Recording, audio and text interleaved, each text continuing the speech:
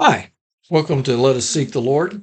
Today is January the 30th. Wow, how did it get to be that late? Today we're reading Genesis 31. This is a systematic working through the scripture, about a chapter a day. And then after I read the scripture, we'll get I'll give you just a short devotional on each one, some devotional thoughts. If you'd like written materials, you can get it from uh, uh, Amazon.com/author/J. Craig Chaffin. So let's get reading. Today it's Genesis 31. Now Jacob heard the words of Laban's son, saying, Jacob has taken away all that was our father's, and from what was ours, our father's, he has acquired all this wealth. And Jacob saw that the countenance of Laban, and indeed, it wasn't favorable toward him as before. Then the Lord said to Jacob, return to the land of your fathers and to your family, and I will be with you. So Jacob sent and called Rachel and Leah to the field to his flock, and he said to them, I see your father's countenance, that it is not favorable toward me as before, but the God of my father has been with me. And you know that with all my might I have served your father. Yet your father has deceived me, changed my wages 10 times, but God didn't allow him to hurt me. If he said thus, the speckled shall be your wages, then all the flocks bore speckled. And if he said thus, the streaked shall be your wages, then all the flocks were streaked. So God has taken away the livestock of your father and given them to me. And it happened at that time when the flocks were conceived that I lifted my eyes and I saw in a dream, and behold, the rams which leaped upon the flocks were streaked, speckled, and gray spotted. Then the angel of God spoke to me in a dream, saying, Jacob. And I said, here I am. And he said, lift up your eyes now and see all the rams which leap upon the flocks are streaked, speckled, and gray and spotted. For I've seen all that is Laban is doing to you, and I am the God of Bethel, where you anointed the pillar and where you made a vow to me. Now, arise, get out of this land, and return to the land of your family. Then Rachel and Leah answered and said to him, is there still any portion of or inheritance for us in our father's house? Are we not considered strangers by him? For he's told us and also completely consumed our money. For all these riches which God has taken from our father are really ours and our children's. Now then, whatever God has said to you, do it. And Jacob rose, and he set his sons and wives on camels, and he carried away all the livestock and all his possessions which he had gained. He acquired livestock which he had gained in Padan Aram to go to his father Isaac in the land of Canaan. Now Laban had gone to shear his sheep, and Rachel had stolen the household idols that were her father's, and Jacob stole away, unknown to Laban the Syrian, in that he did not tell him that he intended to flee. So he fled with all that he had. He arose and he crossed the river and headed toward the mountains of Gilead. And Laban was told on the third day that Jacob had fled. Then he took his brethren with him, and he pursued him for 7 days' journey, and he overtook him in the mountains of Gilead. But God had come to Laban the Syrian in a dream by night, and he said to him, be careful that you speak to Jacob neither good nor bad. So Laban overtook Jacob. Now Jacob had pitched his tent in the mountains, and Laban with his brethren pitched in the mountains of Gilead. Laban said to Jacob, what have you done that you have stolen away unknown to me and carried away my daughters like captives taken with sword? Why'd you flee away secretly, steal away from me, and not tell me? For I might have sent you away with joy and songs and timbrel and harp. But you didn't allow me to kiss my sons and my daughters. Now you've done foolishly in so doing. It's in my power to do you harm, but the God of your father spoke to me last night, saying, be careful that you speak to Jacob neither good nor bad. And now you've surely gone because you greatly long for your father's house. But why'd you steal my gods? And Jacob answered and said to Laban, because I was afraid, for I said, perhaps you would take your daughters from me by force. With whomever you find your gods, don't Let him live. In the presence of our brethren, identify what I have of yours and take it with you. For Jacob didn't know that Rachel had stolen them. And Laban went into Jacob's tent, and to Leah's tent, and the two maids' tents, but he did not find them. Then he went out of Leah's tent and entered Rachel's tent. Now Rachel had taken the household idols and put them in the camel's saddle and sat on them. And Laban searched all about the tent, but did not find them. Then she said to her father, "Let it not displease my lord that I cannot rise before you, for the manner of women is with me." And he searched, but he didn't find the household idols. Then Jacob was angry and rebuked Laban. And Jacob said to Laban, What is my trespass? What is my sin that you have hotly pursued me?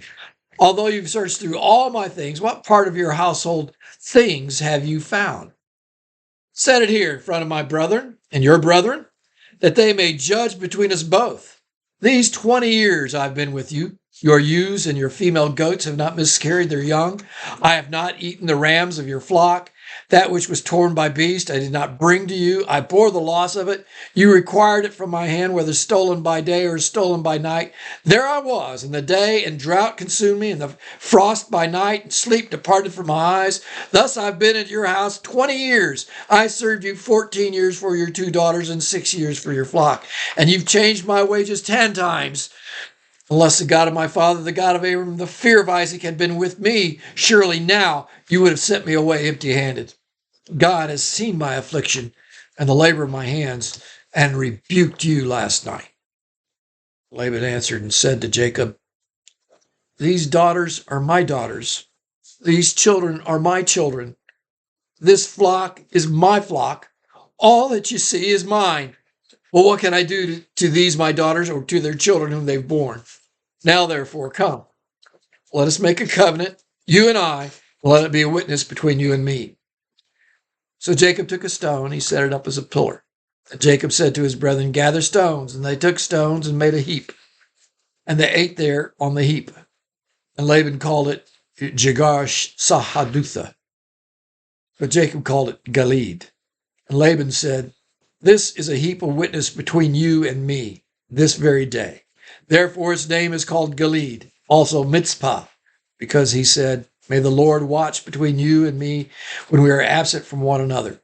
If you afflict my daughters, or if you take other wives besides my daughters, although no man is with us, see, God is witness between you and me.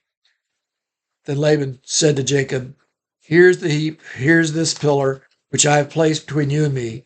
This heap is a witness, and this pillar a witness, that I will not pass this heap to you, and you will not pass beyond this heap. And this witness, and this pillar is a witness. The pillar to me for harm, and the God of Abraham, the God of Nahor, the God of the father, judge between us. Jacob swore by the fear of his father Isaac, and Jacob offered a sacrifice on the mountain. He called his brethren to eat bread, and they ate bread, and they stayed all night on the mountain. And early in the morning, Laban rose and kissed his sons and his daughters and blessed them and departed from this place.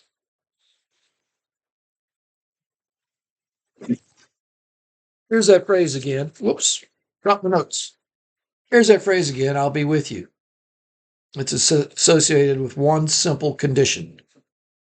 Return to the land of your fathers, to your family. Jacob is certain that if he tries to depart openly, then Laban will strip him of all that he has.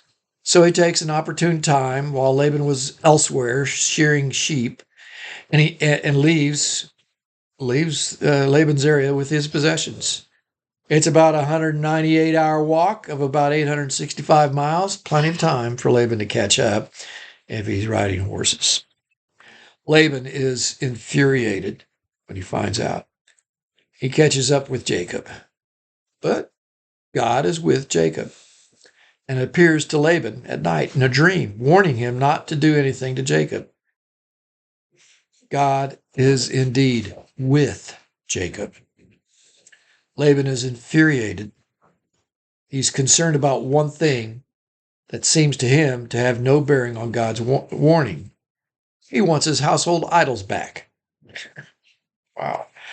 Apparently, Rachel had stolen them without Jacob's knowledge. Why would she do such a thing? They had plenty of wealth in terms of flocks and herds. She apparently is divided in her heart toward God. Or perhaps she wishes to reveal to those that she left who still worshiped idols that their gods were impotent to protect themselves against somebody who would steal them anyway. Or perhaps she had some kind of emotional attachment to them. Whatever the case, what mercy the Lord had upon Jacob and his family as he flees his father-in-law, because the Lord let them get away with taking the idols. God is indeed merciful, and God is indeed with Jacob, as he has been since he first left Isaac and met him at Bethel. Jacob has continued to be conniving. His wives likewise have been wrestling for dominance. This is just one large dysfunctional family. Yet God's with him. What mercy. And even today, he shows you and I mercy. May I share a personal way in which God used this in my life? It was in the late spring of 2006, and I spoke with my district superintendent about whether it was time for me to move on from where I was serving in North Carolina. He said to me, John, I've always found it valuable that whenever I needed to make a decision, and that if I would set aside a specific time period and seek the Lord about my question, about what I should do, and just set a specific time, like 30 days or 60 days, then I continue my regular quiet time on a regular basis and reading and journaling. At the end of those days, I go back through that journal and see if there's any consistent theme as I've sought the Lord. Well, I did exactly that. So happened that it was in that time period that when I read the phrase, return to the land of your fathers, it jumped out all over me as though God were speaking to me directly. I determined that it was time to return, to move. The next year was particularly frustrating as I sought to work that out, but it just wasn't happening. But a little less than 2 years later, I find myself back in the land of my fathers. I'll save the full explanation of that for April 30th when we read the Numbers 7 passage. And then I received another confirmation that it was indeed time for me to return to the land of my fathers. In the meantime, know that indeed we serve a glorious King. Speak his glory to someone today.